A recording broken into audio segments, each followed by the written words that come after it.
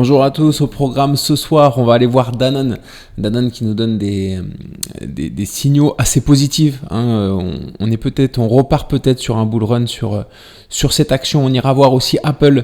Ça fait longtemps qu'on n'est pas allé la voir. On est en trade dessus, en trade haussier. On verra, on fera le point un petit peu, savoir ce qu'elle peut nous donner et quel est son potentiel et quelle direction on s'apprête à prendre sur Apple. J'ai l'impression qu'on en parle un petit peu moins d'Apple. On parle surtout de Nvidia en ce moment. Donc voilà, on ira faire le point en tout cas.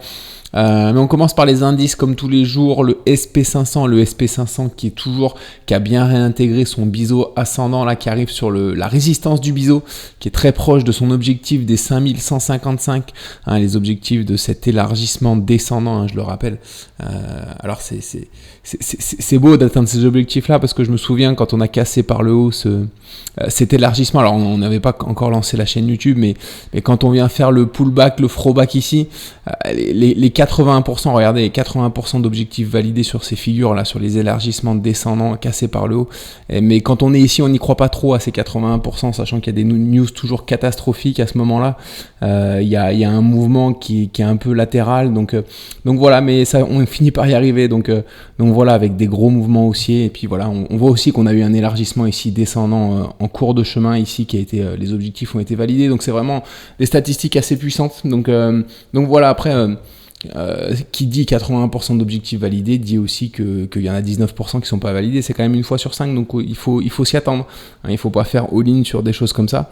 Mais voilà, c'est vrai que quand on est tout en bas là et qu'on s'imagine la hausse, qu'on s'imagine la hausse finalement à venir, c'est assez difficile à croire sur le coup, mais ça arrive. Donc voilà, on est content, on arrive proche de cet objectif du coup, à voir comment on réagit là sur la résistance du biseau. Est-ce qu'on va revenir refaire une oscillation dans ce biseau? Est-ce qu'on va repartir à la baisse du coup pour corriger un petit peu et revenir éventuellement sur la ligne de coup de l'épaule, tête, épaule inversée.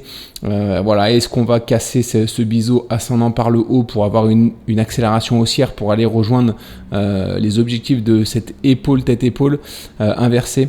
On va le voir cette semaine. Il y aura sûrement du nouveau. Donc voilà, j'ai du mal à croire qu'on reste dans ce biseau encore plusieurs semaines. Donc voilà, à mon avis, on sortira bientôt, il devient assez resserré, donc il y a de grandes chances qu'on sorte très bientôt de ce biseau. Concernant le Nasdaq, c'est un petit peu près, c'est sensiblement la même chose. On est dans le biseau aussi, on l'a réintégré, il n'y a pas eu la confirmation de la baisse ici, on a bien réintégré un peu comme le SP500, on arrive sur un double top. À voir comment on réagit sur ce double top. Est-ce qu'on repart vers le bas? Est-ce qu'on le casse de nouveau ce biseau et qu'on le valide cette fois-ci, ou est-ce qu'on reste au sein de ce biseau encore? Donc voilà, sachant que le Nasdaq lui a rempli ses objectifs des 17 830 qui étaient les objectifs de cet élargissement descendant. En cours de chemin, on voit qu'il y a eu aussi un canal descendant dont les objectifs ont été atteints. Non, un élargissement descendant angle droit dont les objectifs ont été atteints. Donc voilà, c'est vrai que les indices, ils remplissent souvent leurs objectifs aussi. Après, en même temps, quand on regarde, quand on regarde le Nasdaq, c'est difficile de pas remplir les objectifs aussi. Donc ça monte tout droit. Donc voilà. Peut-être qu'un jour on sera amené à corriger aussi sur les indices, sur le SP500 et le Nasdaq, corriger plus profondément et durablement. Pour le moment, c'est pas le cas, donc on profite de ces moments aussi, parce que c'est vrai que pour tous les investisseurs, c'est quand même une aubaine. Donc voilà.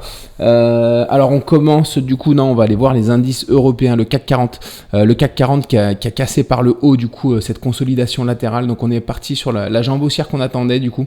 Donc voilà, une belle jambe haussière, le CAC 40 et les marchés européens en général qui se comportent un petit peu mieux depuis cette semaine que les marchés américains. Voilà, on est parti franchement vers le haut sur le DAX également, avec un beau gap haussier ici. Donc voilà. Alors on commence du coup avec la perf du jour. Johnson & Johnson. Alors Johnson & Johnson, c'est une action intéressante parce que ici, alors on voit qu'il y avait une belle épaule, tête, épaule, on a fait une cassure par le bas de cette ligne de coup ici, et on n'a pas confirmé, on est venu directement réintégrer. Alors il y avait des beaux pullbacks ici à prendre, mais on voit ça a été une fausse cassure finalement. On a réintégré le range, on a réintégré la figure, et là du coup en daily on voit que ce que j'ai noté, c'est peut-être une épaule, tête, épaule inversée, mais je vous avoue qu'elle est pas très jolie, j'y crois pas trop à cette épaule, tête, épaule. Alors personnellement, je suis rentré ici, il y avait un biseau descendant. Alors on voit avec la résistance ici et le support ici, on l'a cassé par le haut, on est venu faire un throwback ici. Donc les objectifs étaient ici, donc au-delà de notre R1. Donc voilà, on était rentré ici, on a rempli les objectifs, on est au R3 maintenant. Donc voilà, alors difficile à savoir où va s'arrêter cette hausse. Donc voilà, on est sur la ligne de coup de l'éventuel épaule tête épaule inversée. Mais encore une fois, j'y crois pas trop à cette épaule tête épaule inversée parce que elle est pas très équilibrée. Bon voilà quoi, c'est pas ce que je privilégie en tout cas. Mais dans tous les cas, on est sur une zone de résistance, donc on a rehaussé un peu notre stop loss, sachant qu'on part assez fort vers le haut. Donc à voir comment on réagit sur cette résistance, à voir si on poursuit la chevauchée haussière ou alors si on corrige un petit peu sur Johnson & Johnson. Concernant le flop du jour, Apple qui a un petit peu du mal depuis quelques semaines. Donc on voit que là ici il y avait l'élargissement descendant à angle droit qu'on a cassé par le haut. Les objectifs sont au 212,20. On a du mal à les atteindre. On a fait un beau throwback ici. On repart vers le haut.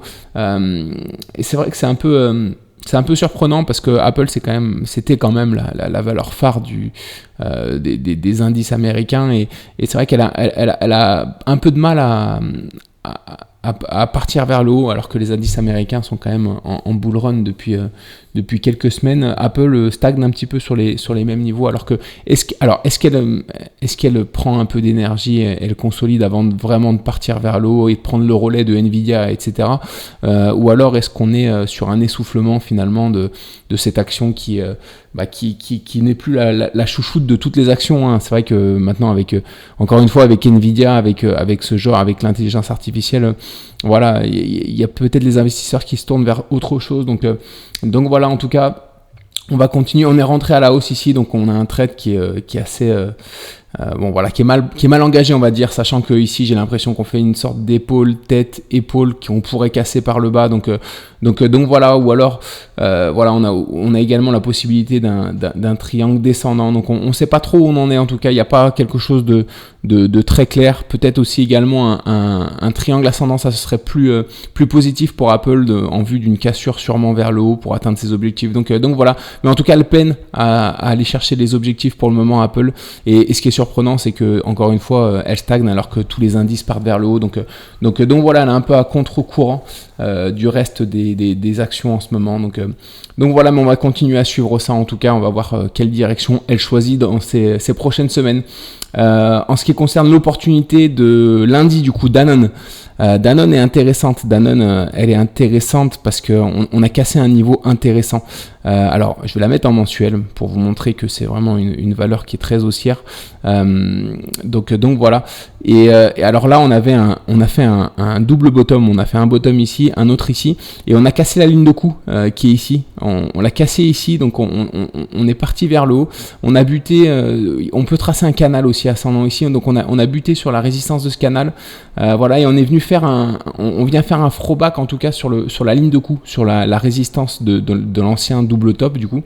Et voilà, et on va voir ici que en une heure on a fait un retournement. On est en train de faire un retournement. Donc on a mis un ordre au-dessus, on mettra notre stop loss en dessous si jamais on est déclenché par le haut. À voir, Danone, ça peut être intéressant parce que si elle remplit ses objectifs de ce double bottom, on a des objectifs qui sont assez élevés autour des 77, donc ça ferait une performance de 25%, entre 25 et 30%. Donc voilà, ça peut être intéressant et ça peut être une continuation de bull run intéressante également pour Danone qui a fait une pause depuis 2020. Donc voilà, à voir si on repart sur cette action sur une jambe haussière ou si on continue à peiner un petit peu dans cette zone-là. Donc voilà, mais en tout cas, je pense qu'il y a de bonnes chances de repartir en tout cas sur une hausse sur cette action sur Danone. Donc voilà, on va suivre ça en tout cas dans les prochains jours.